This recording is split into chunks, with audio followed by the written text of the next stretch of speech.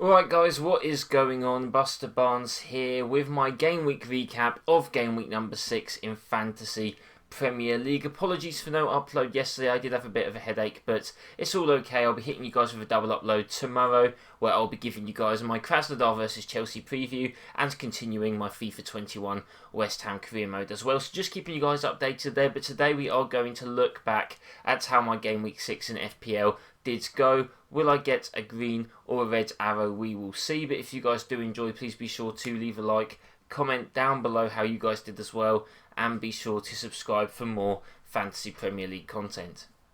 Okay, so as you could see by the top of my screen as well, our rank did in fact get worse. I am now ranked 708,592nd in FPL at the moment, but like I said, it's early days guys. You know, week 6 we're going to keep on going up and down as the weeks go on. It will not get really as a steady trajectory until about, I don't know, probably game week 20 or something like that, where depending on where I am, if I am doing really well, it still probably will go up and down as well. But 39 points, that is 9 points worse than the average. I didn't take a hit luckily, and I only made one transfer, which was bringing in Kilman for Ferguson, just because it looks like that potentially Kilman could be official starter for Wolves, and I wanted to bring him in before his price did rise. Now maybe he'll get taken out, I'm not too sure, but really could not pass up that opportunity. And I mean, Ferguson, he'll still be a while until he's back, so didn't think of, you know, holding him that much when Kilman could be a steal. But Martinez getting 3 points, he did get the save points, but Aston Villa overall did lose 3-0 to Leeds. A bit unlucky to lose 3-0, definitely. Bamford was on fire. If you had him, you'd be laughing. Grealish, I'll go to him next. 1 point for me. I think he got the yellow. Not great. However, watching the highlights of the game, he really could have on another day scored 2 goals. A really nice run in the box, dribbled past a few players and just shot at the keeper. Another one as well, which was cleared off the lines. So I do think Grealish was unlucky not to get a return. So I don't feel too bad about him, even though I am unlucky that he did not return this time around. Robertson, 2 points. Not great from Liverpool, obviously. Only winning 2-1 against Sheffield United, with maybe a controversial penalty, but then some could argue as well that Sheffield should have been given a penalty later in the match, so I guess that balances out. Lamptey, 1 point, a little bit annoying, although unlucky to maybe not get an assist, as his play did directly lead to the West Brom own goal, but that wasn't the case. Chilwell getting the 6 points, so decent from him, one of the few players that actually returned something for me. Salah captaining the wrong choice, should have captained Son. If I did that, I think I would have probably exactly got the average or something like that. Anyway, it would have been better, so annoying. But I mean, away at Burnley, I was never really going to captain Son as it is a dodgy fixture. Sterling, not very impressed by him, or Manchester City really in general. Pulisic did look very good in the Manchester United game, so I am still looking to keep him for the moment. He obviously did well against Burnley away last season, which is the next fixture he's got. But yeah, for this price, I'm still alright holding on to him for the moment. And yeah, like I said, Son did great getting his return. Him and Kane still linking up well.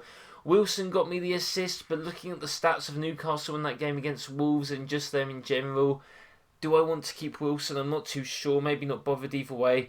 Calvert-Lewin with the 1 point. Everton obviously losing 2-0 to Southampton, getting the red card. Digne and Richarlison now both out for the next few games. Will that hinder Calvert-Lewin? It definitely could. Could just hinder Everton in general. Probably going to still hold on to him for a bit though, because he has been a great returner so far. But if his price does start to go down, maybe I'll have to think of offloading.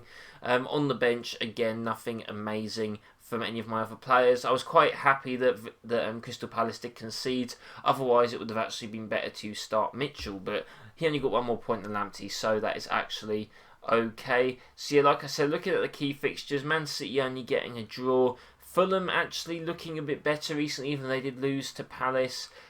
United and Chelsea 0-0. Maybe their defences are getting a bit better, trying to solidify that a bit more. So maybe looking at their defensive options could be a bit better.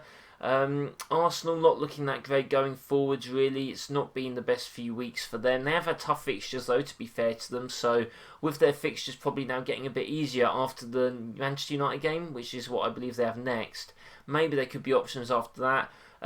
Spurs, I still think their attack's good, even though they only scored 1 goal. I think, to be fair, against the way at Burnley, that's all you really would expect, even though Burnley haven't been that good. But I mean, they're bound to start performing better eventually. if you guys want to know my early thoughts going into game week 7 or what I'm thinking of doing, obviously I'll have a preview going up before that deadline does commence, but I'm probably thinking of maybe even taking a hit.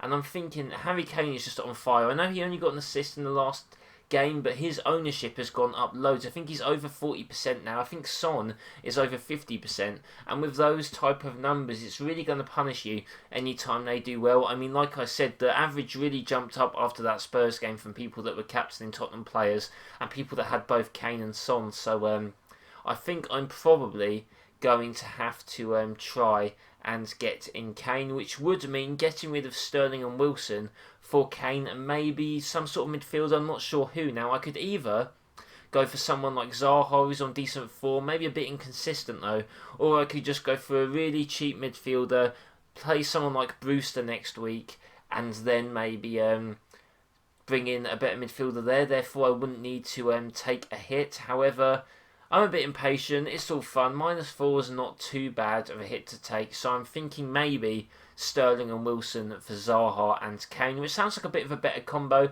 Man City aren't looking that great. I think there's rumours Aguero might have got a hamstring injury, but that could be completely wrong. I just remember hearing that somewhere.